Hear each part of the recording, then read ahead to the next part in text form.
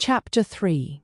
Not all that Mrs. Bennet, however, with the assistance of her 5 daughters, could ask on the subject was sufficient to draw from her husband any satisfactory description of Mr. Bingley. They attacked him in various ways, with barefaced questions, ingenious suppositions, and distant surmises, but he eluded the skill of them all, and they were at last obliged to accept the second-hand intelligence of their neighbour Lady Lucas. Her report was highly favourable. Sir William had been delighted with him. He was quite young, wonderfully handsome, extremely agreeable, and to crown the whole, he meant to be at the next assembly with a large party. Nothing could be more delightful. To be fond of dancing was a certain step towards falling in love, and very lively hopes of Mr. Bingley's heart were entertained. "If I can but see one of my daughters happily settled at Netherfield," said Mrs. Bennet to her husband, "and all the others equally well married, I shall have nothing to wish for." In a few days Mr. Bingley returned Mr. Bennet's visit, and sat about 10 minutes with him in his library. He had entertained hopes of being admitted to a sight of the young ladies, of whose beauty he had heard much, but he saw only the father. The ladies were somewhat more fortunate, for they had the advantage of ascertaining from an upper window that he wore a blue coat and rode a black horse. An invitation to dinner was soon afterwards dispatched, and already had Mrs. Bennet planned the courses that were to do credit to her housekeeping, when an answer arrived which deferred it all. Mr. Bingley was obliged to be in town the following day, and consequently unable to accept the honour of their invitation, etc. Mrs. Bennet was quite disconcerted.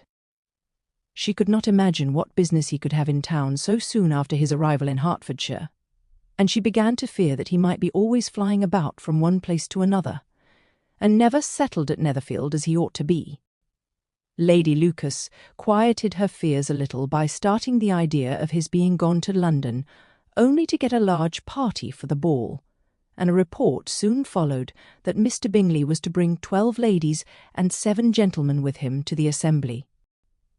The girls grieved over such a number of ladies, but were comforted the day before the ball by hearing that instead of 12 he had brought only 6 with him from London, his 5 sisters and a cousin. And when the party entered the assembly room, it consisted of only 5 altogether: Mr. Bingley, his 2 sisters, the husband of the eldest, and another young man. Mr. Bingley was good-looking and gentlemanlike. He had a pleasant countenance, and easy, unaffected manners. His sisters were fine women, with an air of decided fashion.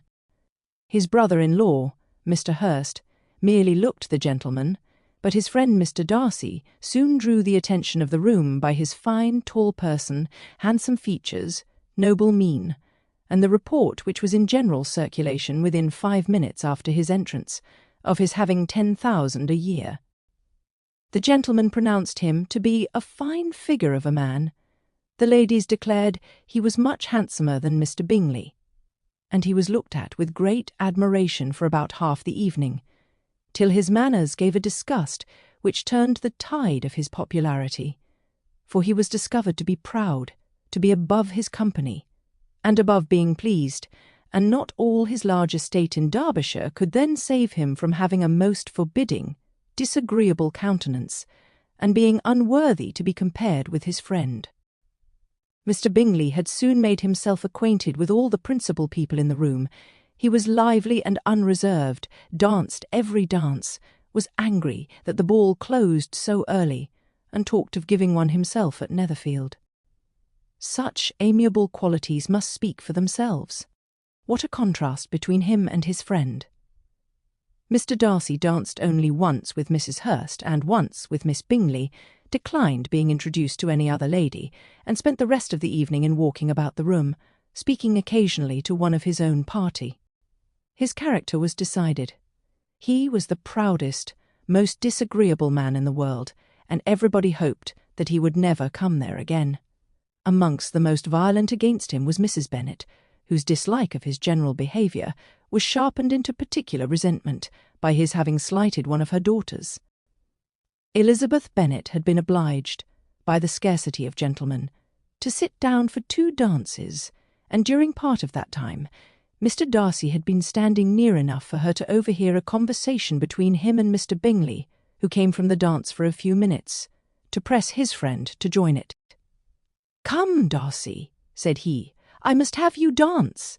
I hate to see you standing about by yourself in this stupid manner. You had much better dance." "I certainly shall not." "You know how I detest it, unless I am particularly acquainted with my partner. At such an assembly as this, it would be insupportable. Your sisters are engaged, and there is not another woman in the room whom it would not be a punishment to me to stand up with."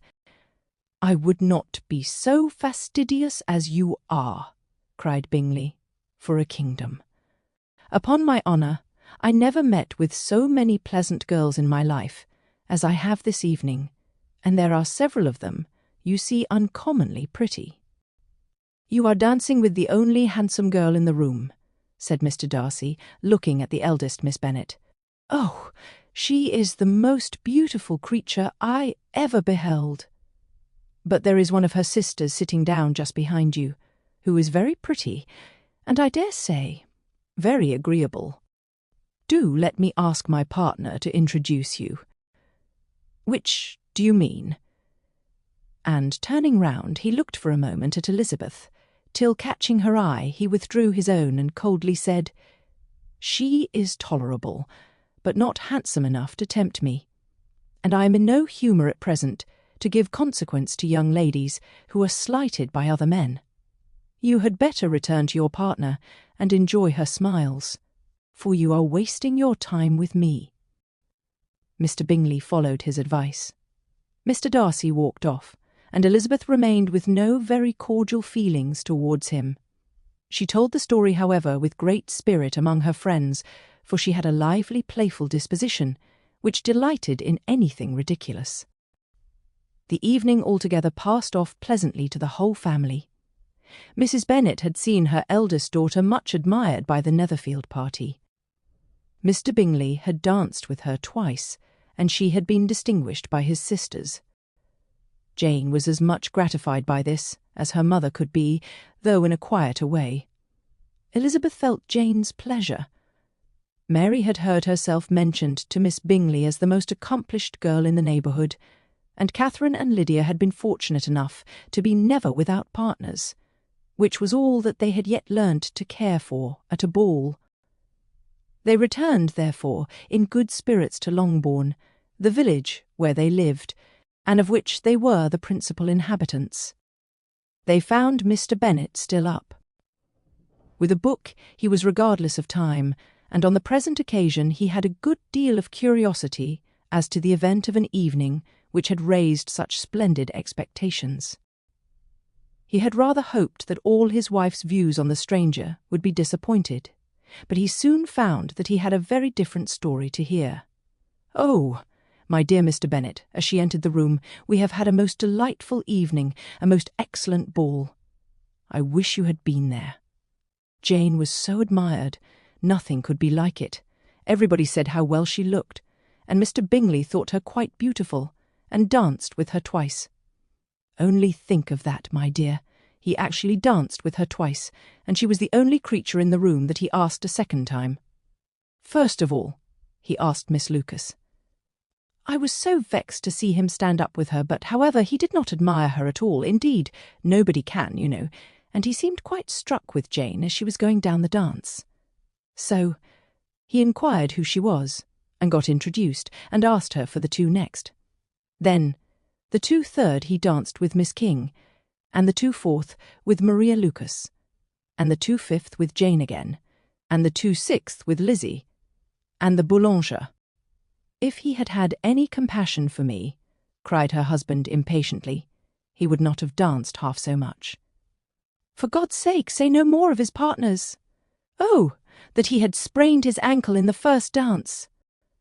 Oh, my dear, continued Mrs. Bennet, I am quite delighted with him. He is so excessively handsome, and his sisters are charming women. I never in my life saw anything more elegant than their dresses. I dare say the lace upon Mrs. Hurst's gown. Here she was interrupted again.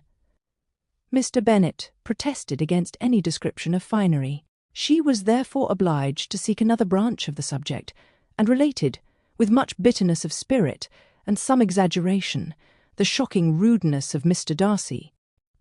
"But I can assure you," she added, "that Lizzie does not lose much by not suiting his fancy, for he is a most disagreeable, horrid man, not at all worth pleasing. So high and so conceited that there was no enduring him. He walked here, and he walked there, fancying himself so very great. Not handsome enough to dance with. I wish you had been there, my dear, to have given him one of your set downs. I quite detest the man,